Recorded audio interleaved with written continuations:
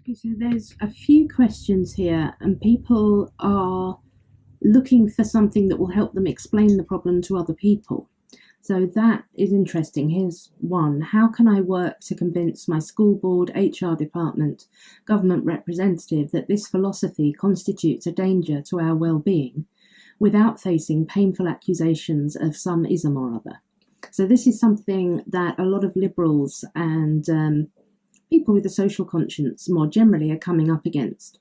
They don't think that these methods are reasonable, and they don't think that they're ethical.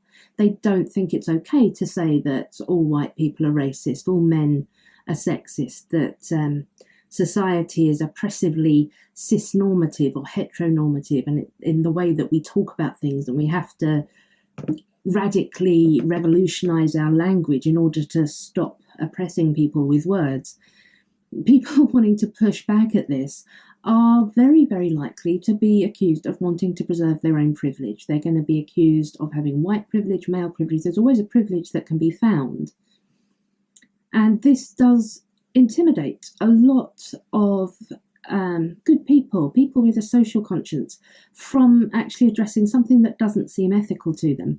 So yes, our chapter 10, it includes not only an explanation of how liberalism, in the widest sense, in the philosophical sense of support for the individual, the universal, freedom, equality of opportunity, pluralism, how it can work to how we can push back at critical social justice ideas from this framework. So chapter 10 includes some templates of things that you can say. Obviously, nobody needs to learn them like a creed and recite them. That would really quite ruin the point of free thinking. But they were examples of how you can say, no, I don't share your premise that this power system is invading everything and that this is the correct way to interpret this. I want to oppose racism on rational grounds, on empirical, liberal and humanist grounds.